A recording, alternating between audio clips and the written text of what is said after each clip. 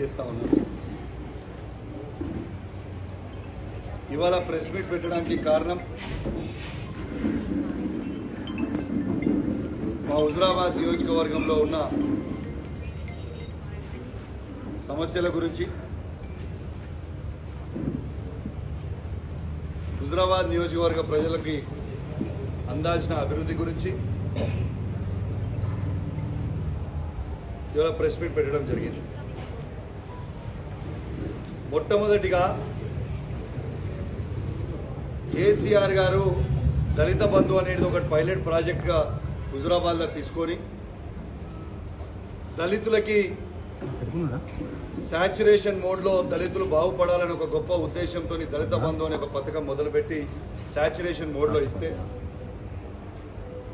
దాదాపు సంవత్సరంన్నర వరకు వచ్చిన తర్వాత, ఈ ప్రభుత్వం వచ్చిన తర్వాత సంవత్సరంన్నర వరకు ఆ ఫండ్స్ని ఫ్రీజ్ చేసి అనేక సార్లు మొదటి అసెంబ్లీ నుంచి పెడితే ఎన్ని సెషన్లైనో అన్ని సెషన్లో ఈ ప్రభుత్వాన్ని మా హుజురాబాద్ నియోజకవర్గంలో ఉన్న దళితుల పక్షాన నిలదీసి ఎటు పరిస్థితిలో మా దళిత బంధు అనేది మా దళితులకు ఇవ్వాలని నేను అడిగితే మొన్న ఫ్రీజింగ్ ఎత్తేసారు. ఆ ఫ్రీజింగ్ ఎత్తేసినాక ఇప్పుడు కూడా ఆ పేద దళితులని ఇబ్బంది పెట్టి ఇలా దళిత బంధు ఇవ్వకుండా వాళ్ళకి రెండో విడత ఇవ్వకుండా ఇబ్బంది పెడతా ఉన్నాను. నేను ఈ ప్రభుత్వాన్ని హెచ్చరిస్తా ఉన్నాను. దళితులు బాగుపడాలని ఒక గొప్ప ఉద్దేశంతో కేసీఆర్ గారు దళిత బంధు అనేది పథకం మొదలుపెట్టారు కాబట్టి దళితులు ఖచ్చితంగా దళితులకి మీరు ఇబ్బంది పెట్టకుండా ఆ దళితులకి దళిత బంధు ఇవ్వాలని నేను విజ్ఞప్తి చేస్తా ఉన్నాను. ఇప్పుడే నేను అందరు అధికారులతో మాట్లాడినా, కలెక్టర్ గారితో మాట్లాడినా, ఆర్డీఓ గారితో మాట్లాడినా, అన్ని మండలాలు 5 మండలాల ఎంపీడీఓలతో మాట్లాడినా, 2 మున్సిపల్ కమిషనర్లతో మాట్లాడినా, హుజురాబాద్ నియోజకవర్గంలో ఉన్న దళితులని దయచేసి మీరు ఇబ్బంది పెట్టకుండా వాళ్ళ రెండో విడతని మీరు వెంటనే విడుదల చేయాలి అని ఇవాళ నేను అధికారులతో మాట్లాడడం జరిగింది. అదేవిధంగా ఇంద్రమ్మ ఇల్లు ఇదే ప్రభుత్వం, ఇదే రేవంత్ రెడ్డి గారు ఈ హుజురాబాద్ నియోజకవర్గంలో 40,000 మంది బెనిఫిషరీస్ ఉన్నారని వాళ్ళే అఫీషియల్గా డిక్లేర్ చేయడం జరిగింది.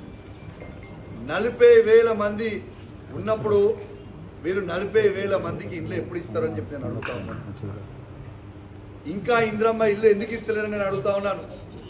మొన్న వీణవంక మండలంలో ప్రెస్ మీట్ పెట్టి చెప్పడం జరిగింది. ఆ రోజు వీణవంక గ్రామంలో కొందరికి ప్రొసీడింగ్ కాపీలు ఇచ్చి వాళ్ళు ఇల్లు ఇప్పుకొని ఇల్లు కట్టుకుంటున్న సమయంలో వాళ్ళ ప్రొసీడింగ్స్ క్యాన్సిల్ చేసిర్రు. ఎందుకు క్యాన్సిల్ చేసిర్రు అని నేను అడుగుతా ఉన్నాను. ఎందుకు మీరు ప్రతి ఒక్కరికి ఇల్లు ఇస్తామని చెప్పి 40,000 మంది ఈ నియోజకవర్గంలో బెనిఫిషియరీస్ ఉన్నారని చెప్పి మరి ఆ 40,000 మందికి మీరు ఎందుకు ఇస్తారు అని చెప్పి నేను అడుగుతా ఉన్నాను. అదేవిధంగా ఖచ్చితంగా మీరు హుజురాబాద్ నియోజకవర్గంలో ఉన్న ప్రతి లబ్ధిదారికి మీరు ఎవరినైతే ఆ రోజు మీరు ప్రతి గ్రామంలో గ్రామ సభలు పెట్టి మీరు ఎలిజిబుల్ అని మీ నోటితోనే మీరు ప్రతి గ్రామంలో చదివిన లిస్టు ప్రతి ఒక్కరికి కూడా మీరు ఇంద్రమ్మ ఇల్లుని ఇవ్వాలని నేను వాళ్ళ పక్షాన మిమ్మల్ని డిమాండ్ చేస్తూ ఉన్నాను. దాంతోపాటు ప్రతి మహిళకి మీరు ఎన్నికలలో 2,500 రూపాయలు ఇస్తామన్నారు. నా హుజురాబాద్ నియోజకవర్గంలో మొత్తం 2,50,000 ఓట్లు, దాంట్లో 1,26,000 ఓట్లు మహిళలవే.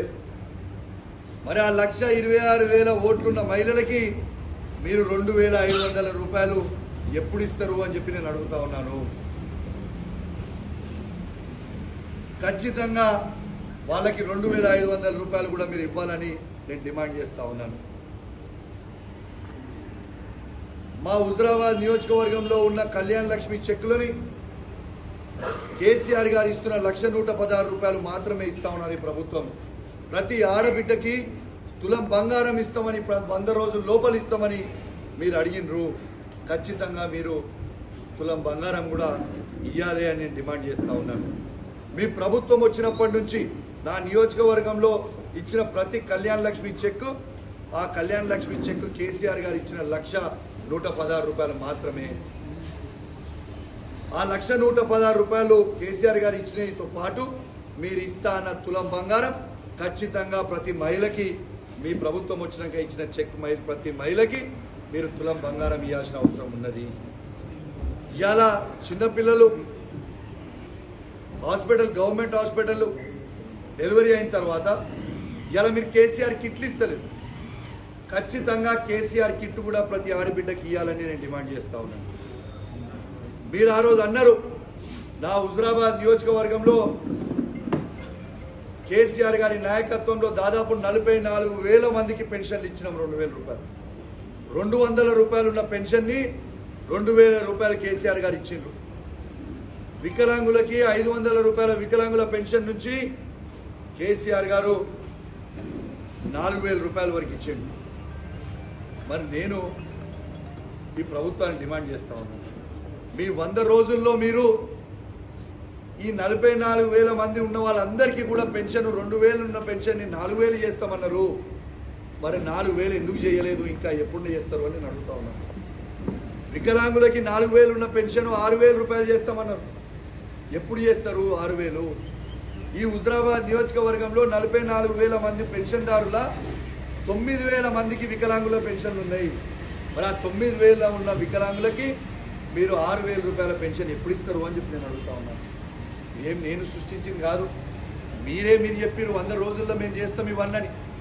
మా హుజురాబాద్ నియోజకవర్గంలో నేను అడుగుతా ఉన్నా, ఖచ్చితంగా ఇవన్నీ కూడా మీరు ఇంప్లిమెంట్ చేయాలని నేను అడుగుతా ఉన్నాను. ఇలా నేను శాసనసభ్యులుగా గెలిచిన తర్వాత ఈ ప్రభుత్వం కనీసము సిడిపి ఫండ్ కూడా ఎమ్మెల్యేలకు ఇచ్చే 5 కోట్ల రూపాయలు కూడా ఇవ్వడానికి ఇవ్వలేదు.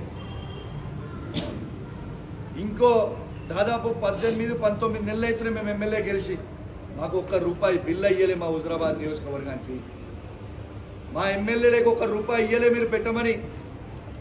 ఉల్టా కేసీఆర్ గారు పెట్టిన ఎస్డిఎఫ్ అన్ని కూడా ఈ ప్రభుత్వం వచ్చినాక క్యాన్సిల్ చేసిర్రు. మా కుల సంఘాల భవనాలను ఎందుకు క్యాన్సిల్ చేసిర్రు? మా మునూర్ కాపు సంఘం భవన్ ఎందుకు క్యాన్సిల్ చేసిర్రు? మా అన్ని కుల సంఘాల భవనాలు, యాదవ్ కావచ్చు, ముదిరాజ్ బిడ్డలు కావచ్చు, ఎస్సీ కమ్యూనిటీ హాల్ కావచ్చు, అన్ని కూడా మీరు ఎందుకు క్యాన్సిల్ చేసిండ్రు? మా గౌడ సంఘం కావచ్చు, యాదవ సంఘం కావచ్చు, ఇవన్నీ కూడా మీరు ఎందుకు క్యాన్సిల్ చేసిరని నేను అడుగుతా ఉన్నాను. ఖచ్చితంగా మీరు ఇవ్వకపోతే ఈ భవనాలు, ఇవన్నీ అభివృద్ధి కార్యక్రమాలు ఏవైతే మీరు క్యాన్సిల్ చేసిర్రో ఇవ్వకపోతే మాత్రం నేను ఊకోను అని చెప్పి సందర్భంగా తెలియజేస్తా ఉన్నాను. ఇలా కష్టపడి కేసీఆర్ గారు ఈడ ఎస్డిఎఫ్ పెట్టి హుజురాబాద్ నియోజకవర్గం అద్భుతంగా ఉండాలి అని, ఇంకా అభివృద్ధి పెరగాలని ఒక గొప్ప ఉద్దేశంతో ఇస్తే ఆ ఎస్డిఎఫ్ ఫండ్లు అన్నీ కూడా క్యాన్సిల్ చేసారు. ఎట్లా క్యాన్సిల్ చేస్తారని నేను అడుగుతా ఉన్నాను. రేపు స్థానికంగా ఉన్న ఈ కాంగ్రెస్ పార్టీ నాయకులు ఎవరైనా ఓట్లు అడగాలంటే ఖచ్చితంగా ఇవన్నీ కూడా ప్రజలకి జవాబు చెప్పాల్సిన అవసరం ఉండదని చెప్పి సందర్భంగా తెలియజేస్తాను. నా హుజురాబాద్ నియోజకవర్గంని ఖచ్చితంగా నా మీద కోపం ఉంటే నా మీద తీర్చుకోండి తప్పితే, మా కేసీఆర్ గారి మీద కోపం ఉంటే మా కేసీఆర్ గారి మీద తీర్చుకోండి, కేటీఆర్ గారిని, హరీష్ రావు గారిని మీద నా మీద కోపం ఉంటే మా మీద తీర్చుకోండి, కానీ మా హుజురాబాద్ నియోజకవర్గంలో ఉన్న ప్రజల మీద కాదు అని చెప్పి సందర్భంగా తెలియజేస్తాను. మొన్న మీ అందరు కూడా చూస్తూ ఉన్నారు ఏ విధంగా ఈ రాష్ట్రంలో డ్రామా నడుస్తుందో. బీజేపీ వాళ్ళు కొట్టుకుంటారు, మాకు సంబంధం లేదు. బండి సంజయ్ గారు కావచ్చు, ఈటల రాజేందర్ గారు కావచ్చు, మీ ఇంటర్నల్ పార్టీ విషయం మాకు అవసరం లేదు. మీరు ఓరి మీ గంగల వడురి మాకు సంబంధం లేదు. కానీ ఈటల రాజేందర్ గారు మీరు చాలా పెద్ద పెద్ద మాటలు మాట్లాడినరు. మీరు కేసీఆర్ గారిని విమర్శించే స్థాయి మీ స్థాయి కాదు. మీ స్థాయి ఏందో మొన్న 2023 ఎలక్షన్లలో హుజురాబాద్ ప్రజలు నీకు చూపించారు. నీ స్థాయి ఏందో, నువ్వు ఏంటిదో అప్పర మేధావని నువ్వు ఫీల్ కావాల్సిన అవసరం లేదు. నీకంత సినిమా లేదు, నీకంత సినిమా లేదని చెప్తా ఉన్నాను. ఏం మాట్లాడుతాను? నేను ఈ కరీంనగర్ జిల్లాకి 2 సార్లు అధ్యక్షునైనా, 2 సార్లు మంత్రినైనా, ఎస్, నీకు రాజకీయ భిక్ష పెట్టింది ఎవరు? కేసీఆర్ కాదా అని నేను అడుగుతా ఉన్నాను. నిన్ను 2 సార్లు అధ్యక్షుడు చేసింది ఎవరు? కేసీఆర్ కాదా? నిన్ను 2 సార్లు మంత్రి చేసింది ఎవరు? కేసీఆర్ కాదా? ఇలా ఉమ్మడి కరీంనగర్ జిల్లాలో ప్రతి గ్రామంలో కాలు పెట్టినాను, మరి ఆ కాలు పెట్టి అడుగు పెట్టే అవకాశం ఇచ్చింది కేసీఆర్ కాదా?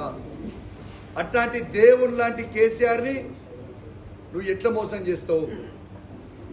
నువ్వు దేవుని లాంటి కేసీఆర్ని ఎట్లా విమర్శిస్తావు? ఎట్లా విమర్శించబుద్ధి అవుతుందయా? అన్నం పెట్టిన వాళ్ళకి సున్నం పెడుతున్న చరిత్ర నీది. ఇలా కేసీఆర్ గారిని నువ్వు విమర్శించే స్థాయి నీది కాదు. నీది నా స్థాయి కూడా నీది కాదు. చిత్తు కూడా కొట్టం మొన్న నిన్నే. ఏం కావాలి నీకు? నువ్వు ఒక పెద్ద మోసగానివి అని చెప్పక తప్పదు. నువ్వు కేసీఆర్ గారిని మోసం చేసినావు.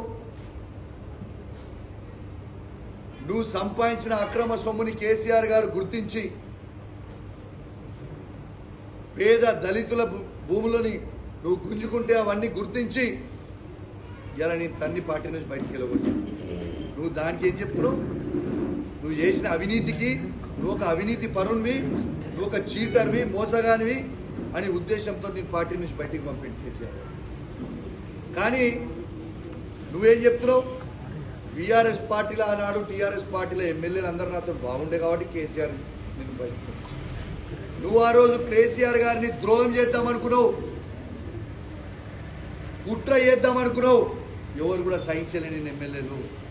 నువ్వు ఎమ్మెల్యేలను పిలిచి నేను పైసలు ఇస్తా, నేను ముఖ్యమంత్రి అయితా, కేసీఆర్ గారిని దించుదామంటే మా బీఆర్ఎస్ టీఆర్ఎస్ పార్టీ ఎమ్మెల్యేలు ఎవ్వరు కూడా ఒప్పుకోలే, నీతో ఎవరు కూడా రాలే అన్నారు. నువ్వు చేసిన కుట్ర ఆ రోజు. కేసీఆర్ గారు నీకు అన్నం పెట్టిన పాపానికి కేసీఆర్ గారికి నువ్వు సున్నం పెడదాం అనుకున్న దుర్మార్గమైన ఆలోచన నీకు వచ్చింది ఆ రోజు. ఎస్, ముమ్మాటికి చెప్తున్నా, కేసీఆర్ లేకపోతే తెలంగాణ లేదు. ఈ తెలంగాణ జెండాని ఇలా కేసీఆర్ పట్టుకోకపోతే ఎవరు పట్టుకురా? తెలంగాణ అనేది స్టార్ట్ చేసింది కేసీఆర్ కాకపోతే ఎవరే? తెలంగాణ ఎక్కడిది? ఇంత అభివృద్ధి ఎక్కడిది? కేసీఆర్ గారు చేసి చూపించింది ఎక్కడిది? ఇవన్నీ ఎక్కడ పోయినాయి? ఇలా మాట్లాడుతూ అంటాడు మొత్తం స్థానిక ఎలక్షన్లు అన్ని నేనే గెలిచి. నువ్వు గెలవలే బాబు, నువ్వు ఏడ కూడా గెలవలేదు. కేసీఆర్ బొమ్మ గెలిచింది, కేసీఆర్ పార్టీ గెలిచింది తప్పితే నువ్వు గెలవలేదు ఏనాడు. ఈడ నువ్వు పార్టీలకి రాకంటే ముందే నేను ఓడుతున్నాను. నేను 2002లో పార్టీకి వచ్చినా. నువ్వు వాస్తవంగా 2002లో కూడా పార్టీలకు రాలే. కానీ ఎలక్షన్ల కంటే 2004లో ఎలక్షన్లు అయ్యే కంటే 6 నెలల ముందు నువ్వు పార్టీకి వచ్చినావు. కానీ పాత కమలాపూర్ గడ్డ, హుజరాబాద్ గడ్డ ఎప్పుడు కేసీఆర్ అడ్డ. ఇది వాస్తవం. 2001లోనే కేసీఆర్ గారి బొమ్మలు ఆ రోజు ఎవ్వరు లేరు. ఆ రోజు ఉన్నది ఎవరు? కేసీఆర్ గారి నాయకత్వంలో మా నాన్న సైనాథ్ రెడ్డి గారు, కెప్టెన్ లక్ష్మీకాంతరావు గారు, వీళ్ళు మాత్రమే ఆ రోజు పార్టీలో ఉన్నారు 2001లో. ఆనాడు ఈ పార్టీలో ఈ నియోజకవర్గంలో పాత కమలాపూర్ కావచ్చు, కొత్త హుజరాబాద్ నియోజకవర్గంలో కావచ్చు, ఆ రోజు మా నాన్న సైనాథ్ రెడ్డి గారు, కెప్టెన్ లక్ష్మీకాంతరావు గారు కష్టపడి అన్ని జెడ్పీటీసీలు ఎంపీపీలని గెలిపించింది కేసీఆర్ గారి నాయకత్వంలో. నువ్వు పార్టీలో కూడా ఆనాడు లేవు. నీ ముఖానికి అంత సినిమా లేదు. నువ్వు మా పదే మా బీఆర్ఎస్ పార్టీ కార్యకర్తల మీద, మా బీఆర్ఎస్ పార్టీ నాయకుల మీద నువ్వు విమర్శించి అబద్ధాలు చెప్పి 2021 బై ఎలక్షన్లో అది నిజం చేయించే ప్రయత్నం చేస్తా ఉన్నావు. మా కార్యకర్తలని నువ్వు తిడతా ఉన్నావు. తస్మాత్ జాగ్రత్త బిడ్డ. మా కార్యకర్తలు వీళ్ళందరూ కూడా మా నియోజకవర్గంలో ఉన్న 5 మండలాల జెడ్పీటీసీలు కావచ్చు, ఎంపీపీలు కావచ్చు, మున్సిపల్ చైర్మన్లు కావచ్చు, కౌన్సిలర్లు కావచ్చు, సర్పంచ్లు కావచ్చు, వార్డు మెంబర్లు కావచ్చు, నీతిగా నిజాయితీగా కేసీఆర్ గారి బొమ్మ మీద మేము గెలిచినాం, మేము కేసీఆర్తోనే ఉంటాం, మేము పార్టీ వదిలిపెట్టాం అని చాలా గొప్ప ఆలోచనతోని కేసీఆర్తోనే మా బీఆర్ఎస్ పార్టీ చైర్మన్లు కానివ్వండి, ఎంపీపీలు కానివ్వండి, జెడ్పీటీసీలు కానివ్వండి, కౌన్సిలర్లు కానివ్వండి, సర్పంచ్లు కానివ్వండి, వార్డు మెంబర్లు కానివ్వండి, కేసీఆర్ గారితో నానాడు ఉన్నాడు. నీలాంటి మోసగాంతో లేరు వాళ్ళ మీద నువ్వు విషం కక్కే ప్రయత్నం చేస్తే తస్మాత్ జాగ్రత్త, ఊరుకునే ప్రయత్నం ఊరుకోమని చెప్పి సందర్భంగా తెలియజేస్తా ఉన్నాను. మా బీఆర్ఎస్ పార్టీ కార్యకర్తల జోలికి వస్తే నిన్ను హుజరాబాద్ నియోజకవర్గంలో ఉరికిచ్చే రోజు వస్తే తస్మాత్ జాగ్రత్త అని హెచ్చరిస్తా ఉన్నావు. నువ్వు ఎంత పెద్ద మోసగాను అంటే నువ్వు కేసీఆర్ గారిని మోసం చేసినావు, హుజరాబాద్ ప్రజల్ని మోసం చేసినావు. ఇలా నువ్వు ఎంత పెద్ద మోసగాను అంటే కేసీఆర్ని ఏ విధంగా అయితే మోసం చేసినావో నీతో నీ వచ్చి టీఆర్ఎస్ ఇష్పెట్టి టీఆర్ఎస్ బీఆర్ఎస్ ఇష్పెట్టి టీఆర్ఎస్ 20 ఏళ్ళు జెండా మోసిన కార్యకర్తలు టీఆర్ఎస్ని ఇష్పెట్టి నువ్వు మభ్యపెట్టి పైసలు ఇస్తామని ఆశ పెట్టి వాళ్ళని తీసుకొని పోయినవే. ఇలా వాళ్ళని కూడా మోసం చేసినావు కదా నువ్వు. 20 ఏళ్ల చరిత్ర వాళ్ళు ఉద్యమం చేసిర్రు, టీఆర్ఎస్ పార్టీ జెండా మోసిన వాళ్ళని మోసం చేసి తీసుకుపోయి నీ 2021 ఎలక్షన్ తర్వాత కనీసం ఒక్కరినన్నా నువ్వు పట్టించుకున్నావా వాళ్ళని? ఒక్కరినన్నా పట్టించుకున్నావా వాళ్ళని? కేసీఆర్ని మోసం చేస్తావు, హుజరాబాద్ ప్రజల్ని మోసం చేస్తావు, నిన్ను నమ్ముకున్న కార్యకర్తలను మోసం చేస్తావు. ఏంటిదో హుజరాబాద్లో ఇది చేసినావు. అరే హుజరాబాద్ ఇలా నీకు రాజకీయ భిక్ష పెట్టింది హుజరాబాద్ ప్రజలు. పాత కమలాపూర్ నియోజకవర్గం, హుజరాబాద్ నియోజకవర్గం పెట్టింది రాజకీయ భిక్ష. అట్లాంటి రాజకీయ భిక్ష పెట్టిన హుజరాబాద్ నియోజకవర్గంలో నువ్వు ప్రజల్ని పట్టించుకోకుండా ఇష్పెట్టి పోయి మల్కాజిలో పోయి నిలబడి హుజరాబాద్ ప్రజల్ని ఇష్పెట్టేసి ఇలా హుజరాబాద్ వాళ్ళు అన్నం పెట్టిందనే సబ్జెక్టు మర్చిపోయి మా షామీర్పేట్ గడ్డ అంటున్నావు. అరే వా, నీకు రాజకీయ భిక్ష పెట్టిన హుజరాబాద్ ప్రజల్ని మర్చిపోయి మా షామీర్పేట్ గడ్డ అంటున్నావు. అరే వా, చాలా అద్భుతంగా చెప్తున్నావు. అంటే అన్నం పెట్టిన కేసీఆర్ని మోసం చేస్తావు, అన్నం పెట్టిన హుజరాబాద్ ప్రజల్ని మోసం చేస్తావు, నిన్ను నమ్ముకొని వచ్చిన కార్యకర్తల్ని మోసం చేస్తావు. నువ్వు మోసగానువా కాదా అని అడుగుతా ఉన్నాను. కానీ నేను చెప్తా ఉన్నా, టీఆర్ఎస్ ని ఇచ్చిపెట్టి బీజేపీలో పోయిన ప్రతి కార్యకర్తకి నేను చెప్తా ఉన్నా, కేసీఆర్ గారి నాయకత్వంలో మీకు కౌశిక్ రెడ్డిగా నేను అండగా ఉంటా. మీరు టీఆర్ఎస్ పార్టీలో ఉన్నారు, మీరు కూడా కేసీఆర్ శిష్యులు అని నాకు తెలుసు. మీరందరూ కూడా వాపసు రావచ్చు, నేను స్వాగతిస్తా. I'm there. ఏ టీఆర్ఎస్ నుంచి పోయి బీజేపీలో చేరిన కార్యకర్తలు, అలా వాళ్ళు రాజేందర్ నమ్ముకొని పోయిన కార్యకర్తలు, వాళ్ళు మోసపోయారే. మీరు అధైర్యపడకండి, మీరు రావచ్చు వాపస్. Always gates are open. TRS party KCR నాయకత్వంలో మళ్ళా మిమ్మల్ని కాపాడుకునే బాధ్యత ఈడ ఉన్న శాసనసభ్యునిగా, బాధ్యత కలగా బీఆర్ఎస్ పార్టీ నాయకుడిగా మీ అందరు కూడా హామీ ఇస్తున్నా. ఎవరు అధైర్యపడాల్సిన అవసరం లేదు.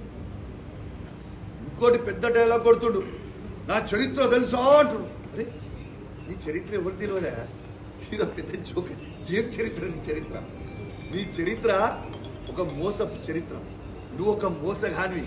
ఆ చరిత్ర చెప్తా ఇను, మంచిగా చెప్తా. నీ చరిత్ర తెలుసాను, నీ చరిత్ర ఏందో నేను చెప్తా మంచిగా. ఈయన ఏం చేస్తుండే? గుడ్లు అమ్ముకుంటాడు. ఇలా గుడ్లు అమ్ముకునేటోడు ఏ స్థాయికి ఎదిగిందంటే బంగారు గుడ్లు అమ్ముకునే స్థాయికి ఎదిగింది. మరి ఇదేదో నువ్వు బంగారు గుడ్డు ఏది అమ్ముకునే స్థాయికి వెళ్ళింది. మాకు కూడా ఆ లాజిక్ చెప్తే, ఆ లాజిక్ ఫామ్ మన గుడ్ల ఫామ్లో ఉన్న వాళ్ళందరికీ చెప్తాం. ఆ లాజిక్ గుంట భూమి, నీ చరిత్ర ఏంది? నార్మల్ గుడ్ల నుంచి బంగారు గుడ్లు అమ్ముకునే స్థాయికి పోయినది. నీకొక గుంట భూమి లేకుండే పేదోళ్ళ రక్తం దాగి ఇలా రంగారెడ్డి జిల్లా చుట్టుపక్కల ఇలా 800 ఎకరాలు కొన్నావు. అది చరిత్ర. గట్టిగా వర్షం పడితే నీ ఇంట్లోకి నీళ్ళు వస్తుండే, కానీ ఇలా 5 ఎకరాల దొరగట్టినట్టు గడిగట్టిన. ఇది వాస్తవాలు కాదా? నేను చెప్పింది వాస్తవం కాదా? కేసీఆర్ గారు అన్నం పెడితే కేసీఆర్ గారిని మోసం చేసినావు. హుజరాబాద్ ప్రజలు ఓట్లేసి నీకు రాజకీయ భిక్ష పెడితే ఇది వాస్తవం కాదా? కేసీఆర్ గారు అన్నం పెడితే కేసీఆర్ గారిని మోసం చేసినావు.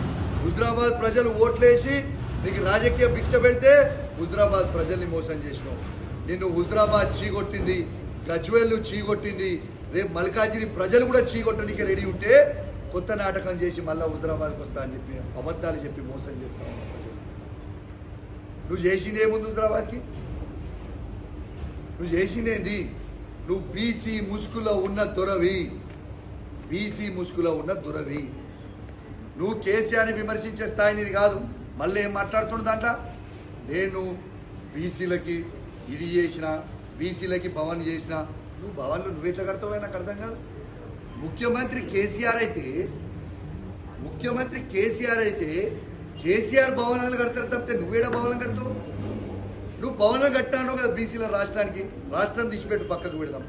ఈ హుజరాబాద్ నియోజకవర్గంలో మండల్ హెడ్ క్వార్టర్లలో ఏ ఒక్క బీసీ భవనం అన్నా నువ్వు కట్టింది నాకు చూపిస్తావా? ఒక్క బీసీ భవనం నువ్వు కట్టింది చూపిస్తావా? నువ్వు బీసీల మీద ఏదో బాగా ప్రేమ ఉందని చెప్తున్నావు.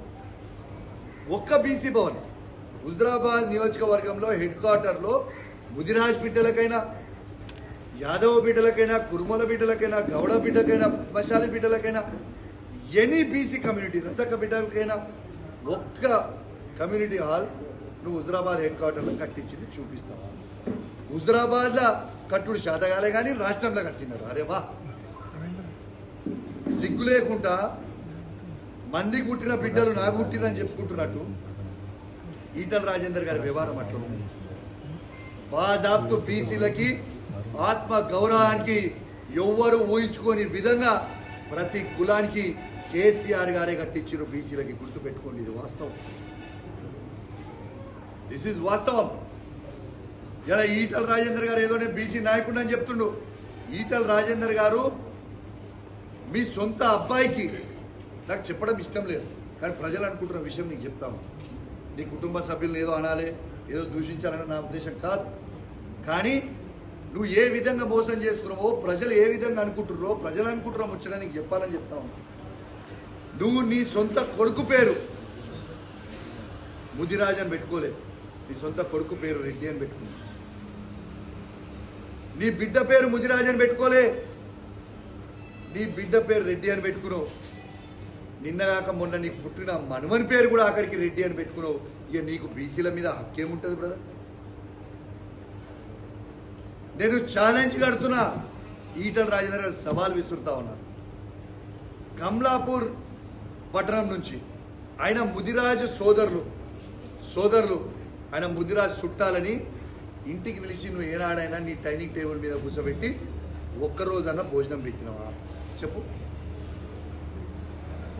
ఏ ఒక్క ముదిరాజు బిడ్డకైనా మీ చుట్టాలని తీసుకొచ్చి భోజనం, వాళ్ళ ఇంటికి వస్తే చీడ పురుగులు చూసినట్టు చూసి వాళ్ళని బయటికి పంపించినాం. ఇది వాస్తవం కాదా? లేదో నేను హుజరాబాద్లో బాగా చేస్తా, బాగా పోతా అని మాట్లాడుతున్నావు. నువ్వు చేసింది ఏంటిది? నువ్వు పోయేది ఏంటిది? ఇక మధ్యలో మాట్లాడుతుండు బండి సంజయ్ కౌశిక్ రెడ్డి కలిసి తిరిగిర్రు, నా మీద కుట్ర చేస్తురు. అరే పిచ్చోడా ఈటల రాజేందర్, బండి సంజయ్ ట్రాప్లో నువ్వు పడ్డావు. బండి సంజయ్ ట్రాప్లో కౌశిక్ రెడ్డి పడడరా బాబు, గుర్తుపెట్టుకో. బండి సంజయ్ ట్రాప్లో నువ్వు పడి ఆగమాగం అవుతున్నావు నువ్వు, నేను కాదు. అభివృద్ధి కార్యక్రమానికి నా నియోజకవర్గంలో ఎవరు వచ్చినా, బండి సంజయ్ వచ్చినా, రేవంత్ రెడ్డి వచ్చినా, శ్రీధర్ బాబు గారు వచ్చినా, పొన్నం ప్రభాకర్ గారు వచ్చినా, ఎవరు వచ్చినా నా నియోజకవర్గానికి ఖచ్చితంగా బాధ్యత కలిగా శాసనసభ్యంగా బరాబర్ పోతా నేను అభివృద్ధి. నా ప్రజలు ఎన్నుకుంటుంది. నువ్వు ఏంటిదో మాట్లాడి నీ కడుపుల విషయం పెట్టుకొని నువ్వు మాట్లాడుతూ ఊకం. మరి పక్కనున్న మానకొండూరులో కూడా కవంపల్లి సత్యనారాయణరావు గారు, బండి సంజయ్ గారు తిరిగారు. మరి చొప్పదండిలో కూడా మేడిపల్లి సత్యం, బండి సంజయ్ గారు తిరిగారు. ఇది రాజకీయం కాదు, అభివృద్ధి కార్యక్రమం కోసం తిరిగిన. అంటే వాళ్ళు కూడా బీజేపీలోకి పోతున్నారు. మరి నువ్వు నాకు చెప్పు, ఇంత పెద్ద మాటలు మాట్లాడినావు. మరి ఒక 2 days బ్యాక్ ఇగో చూడు, ఈటల రాజేందర్ గారు బట్టి విక్రమార్కతో కలిసి ఒక ప్రోగ్రామ్ అటెండ్ అయ్యాడు. బట్టి విక్రమార్క కార్లో వేరు. మరి నువ్వు కాంగ్రెస్ పార్టీలో పోతున్నావా? మరి అంటే నువ్వు చేస్తున్నావు సంసారం, ఎదుటోడు చేస్తావు వ్యభిచారమా? అసలు నేను ఒకటే అడుగుతున్నా. మరి ఇగో పొంగిలేటి శ్రీనివాసరెడ్డి గారు, పొన్నం ప్రభాకర్ గారు, బండి సంజయ్ గారు కార్యక్రమంలోకి వచ్చిర్రు. మరి దీన్ని ఏమంటావు? అసలు నువ్వు ఏం మాట్లాడుతావో ఇగో బండి సంజయ్ గారు, మేడిపల్లి సత్యం గారు, ఇగోండి సేమ్ మేడిపల్లి సత్యం గారు.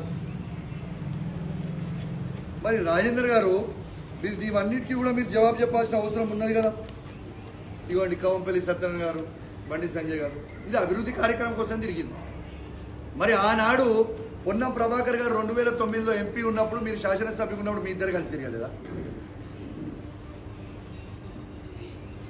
ఒకరి మీద బుర్దేయడము, కడుపులంతా విషం పెట్టుకోవడము, ఇవన్నీ పనిచేయబడదు. నేను ఎవ్వడు నమ్మడానికి సిద్ధంగా లేరు. ఇది ఒక్కటి మీరు గుర్తుపెట్టుకోండి. నిన్ను ఆల్రెడీ హుజరాబాద్ ప్రజలు చీగొట్టి పంపించిండ్రు, గజ్వేల్ ప్రజలు చీగొట్టి పంపించిండ్రు, మల్కాజిగిరి ప్రజలు చీగొట్టడానికి సిద్ధంగా ఉన్నారు. మళ్ళీ ఒక కొత్త డ్రామా చేసి ఎంత సిగ్గుచేటంటే, నేను పెద్ద నాయకుడిని, హుజరాబాద్ ప్రజలు నన్ను రమ్మంటారు అని ప్రతి ఊరికి 25,000 రూపాయలు పంపించి బండ్లు ఇచ్చి రానైనా మీ దండం పెడతా పంచాయతీ జరగ నన్ను వచ్చి హుజరాబాద్కి రమ్మని అన్ను నా ఇంటికి కూడా ధర్నా చేసి యాక్షన్ చేయి అని చెప్పి ఊరికి 25,000 రూపాయలు నువ్వు పంపితే కూడా, ఊరికి 25,000 రూపాయలు నువ్వు పంపితే కూడా నీకు వచ్చింది ఎందుమని? పట్టుమని 200 మంది కూడా లేరు. ఆ 200 మందికి ఇక్కడ కూర్చున్నంత మంది కూడా లేరు. దానికి టేబుల్ మీద ఎక్కి మాట్లాడతారు. పట్టుమని 200 మంది లేరు.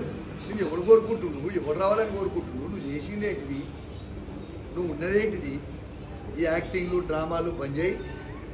నువ్వు హుజరాబాద్ శనివి అని నిన్ను విడిచిపెట్టుకున్నారు. నేను హుజరాబాద్ ప్రజలు ఎన్నడో మర్చిపోయారు.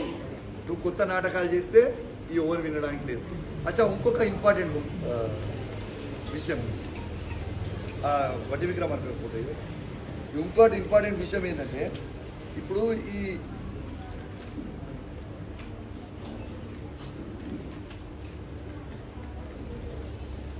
మరి నేను ఇంకొకటి కూడా అడుగుతా ఉన్నాను. ఇలా బట్టి విక్రమార్క గారి కారులో నువ్వు కలిసి ఈ ప్రోగ్రామ్కి పోయినావు.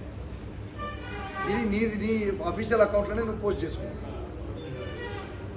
పోయినప్పుడు మరి ఇదే బట్టి విక్రమార్క గారు బీజేపీ అధ్యక్షుడైన రామచంద్రరావు గారిని, ఆయన అధ్యక్షుడైన రోజు రోహిత్ వేముల కేసులో ఆయన ఇన్వాల్వ్మెంట్ ఉంది, ఆయనకు ప్రెసిడెంట్ ఎట్లు ఇస్తారు అని బట్టి విక్రమార్క గారు ఆ రోజు విమర్శించారు.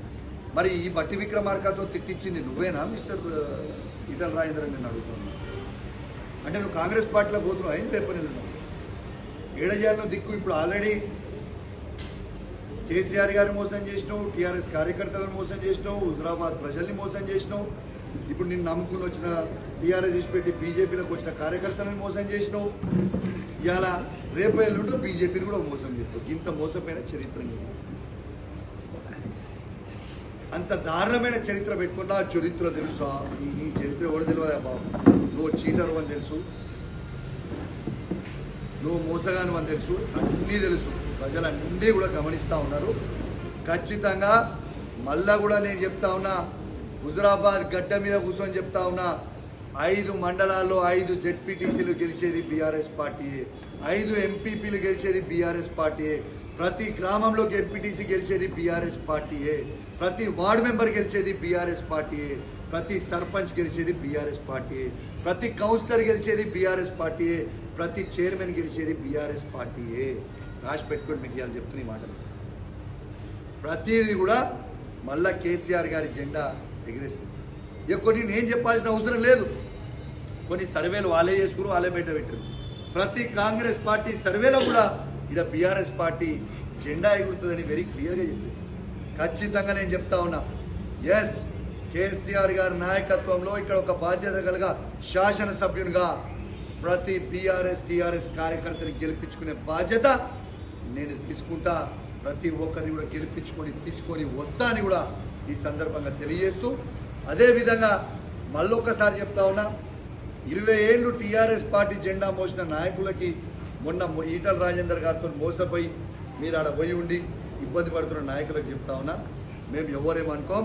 our gates are open. మీరు ఎప్పుడన్నా రావచ్చు, మీకు ఏది ఉన్నా కూడా ఫీల్ ఫ్రీ. మేమేమనుకునేది ఏం లేదు, మీరు రావచ్చు. మీరు ఒరిజినల్లా మీరు కేసీఆర్ మీద మీ అందరికి ప్రేమ ఉందని నాకు కూడా తెలుసు. మీ అందరు కూడా మన టీఆర్ఎస్ బీఆర్ఎస్ పార్టీకి వాపసు రావచ్చు. మిమ్మల్ని కేసీఆర్ కేటీఆర్ సార్ సమక్షంలో హరీష్ రావు గారి సమక్షంలో తీసుకుపోయి కల్పించి మరీ మీకు స్వాగతం పలుకుతామని ఇవాళ హుజరాబాద్ గడ్డ మీద నుంచి ప్రతి వాళ్ళ కార్యకర్త కూడా చెప్తా ఉన్నాను. ఎందుకంటే పాపం వాళ్ళని తీసుకుపోయి మోసం చేస్తే వాళ్ళ ఆగమాగం ఉన్నారు. కాబట్టి ఈ సందర్భంగా తెలియజేస్తూ ఇవాళ మీకు క్లియర్గా మీ ద్వారా యావత్ తెలంగాణ ప్రజలు మొత్తం వినేలాగా ఇవాళ కేసీఆర్ గారిని ఏ విధంగా మోసం చేసిండో, హుజరాబాద్ ప్రజల్ని ఏ విధంగా మోసం చేసిండో, ఆయనతో టీఆర్ఎస్ బీజేపీ కార్యకర్తల్ని ఏ విధంగా మోసం చేసిండో, ఇవాళ మళ్ళా రేపు బీజేపీని కూడా ఏ విధంగా మోసం చేయబోతుండో క్లియర్గా మీ ద్వారా అందరికి కూడా మీ ద్వారా చెప్పింది. మీ అందరు కూడా చూసిరు, విన్నరు. ఇక ప్రజలు కూడా నిర్ణయిస్తారని కోరుతున్నాను. ఇంకోటి కూడా అన్నాడు, నేను ఎమ్మెల్సీ విప్ ఉన్నప్పుడు ఆయనని ప్రోటోకాల్ ఎమ్మెల్యే ఉండే ఆయన పిలవలేరు. నువ్వు రాక నీకు అహంకారం పెరిగిపోయి దీనికి పిలిచేది అధికారులు. ప్రతిసారి నీకు ప్రతి ప్రోగ్రాం ఉన్నప్పుడు ఆనాడు నేనే ఎమ్మెల్సీ ఉన్నా, నేనే విప్ ఉన్నా, ఎవ్రీ ప్రోగ్రామ్కి ప్రతి ప్రోగ్రామ్కి అక్కడ ఇక్కడ ఉన్న శాసనసభ్యునిగా ఆయనను పిలిచిండ్రు. ఆయన రాలే, అహంకారంతో రాలే. ఇలా అదే అధికారులు నన్ను ఫోన్ చేసి మీరు రాండి అని పిలుస్తే బరాబర్ ప్రతి గవర్నమెంట్ ప్రోగ్రామ్కి నేను పోతున్నాను. నువ్వు రాక నీకు అహంకారం పెరిగిపోయి పిలవలేదు అన్నాడు. మరి నిజం చూపిస్తావానే? ఇప్పుడు శీలా పథకాలు అన్నీ ఉన్నాయి, మేము పెట్టిన అన్నీ అట్లనే ఉంటాయి. నువ్వు ఎమ్మెల్యేగా ఉండి బీజేపీ పార్టీలో గెలిచిన ఎమ్మెల్యేగా ఉండి నీ పేరు పెట్టలేదంటే నేను ముక్కు భూమికి రాకుతాను, ఎమ్మెల్యే పదవికి రాజీనామా చేస్తాను. లేకుంటే నువ్వు నీ ఎంపీ పదవికి రాజీనామా చేస్తావా చెప్పు? ఏ ఒక్క శీలా పథకం మీద అయినా నువ్వు ఎమ్మెల్యే ఉన్నప్పుడు నీ పేరు లేకుండా పెట్టినామని ఒక్కడి చూపించినా నా ఎమ్మెల్యే పదవికి నేను రాజీనామా చేస్తా, లేకుంటే నీ ఎంపీ పదవికి నువ్వు రాజీనామా చేయాలి. లేకుంటే గుట్టిగా నోటికి వచ్చినట్టు నువ్వు మాట్లాడతాం, మేము బుద్ధజాలి మీదేసిపోతాం అంటే ఇక్కడ ఎవడు ఊకునేటోడు ఎవరు లేడు. నువ్వు పెద్ద చీటర్వి, నువ్వు ప్రతి కులాన్ని చీటింగ్ చేస్తావు, ప్రతి ఒక్కరిని చేస్తావు. నీ అంత పెద్ద చీటర్ ఈ ప్రపంచంలో లేడు. You are labelled as cheater. రేపు రాబోయే ఎన్నికలలో నువ్వు ఏడ కూడా గెలవలేవు, అయిపోయింది, నీ పని ఖతమైపోయింది. ఇది రాసి పెట్టుకో. హుజరాబాద్ ప్రజలు చీగొట్టిరు, గజ్వేల్ ప్రజలు చీగొట్టిరు, రేపు మల్కాజిగిరి ప్రజలు కూడా చీగొట్టడానికి రెడీ ఉన్నారు. ఇవాళ నువ్వు హుజరాబాద్ గడ్డ మీద హుజరాబాద్ ప్రజలు కూడా నీకు రాజకీయ భిక్ష పెడితే నువ్వు షామీర్పేట్ గడ్డ అన్నావు, ఇక్కడ ఉన్న గడ్డ మీద ఉన్న అడ్డ అన్నావు. ఇవాళ ప్రజలు మొత్తం కూడా మా హుజరాబాద్ నియోజకవర్గంలో ఉన్న 2,50,000 మంది ఓటర్లు, ప్రతి ఒక్కరు కూడా ఈ మాటని మీరు గమనించాలి. నేను ఖచ్చితంగా మీకు సోషల్ మీడియాలో మాట్లాడింది, మీడియాలో మాట్లాడింది మళ్ళీ మీకు కూడా ప్లే చేసి ప్రతి ఒక్కరు కూడా పంపిస్తాను కూడా ఈ సందర్భంగా తెలియజేస్తూ సెలవు తీసుకుంటా ఉన్నాను. జై తెలంగాణ, జై కేసీఆర్ అనేది నా పరిధిలో లేని అంశం. అది మా నాయకుడు కేసీఆర్ గారు, కేటీఆర్ గారు, హరీష్ రావు గారు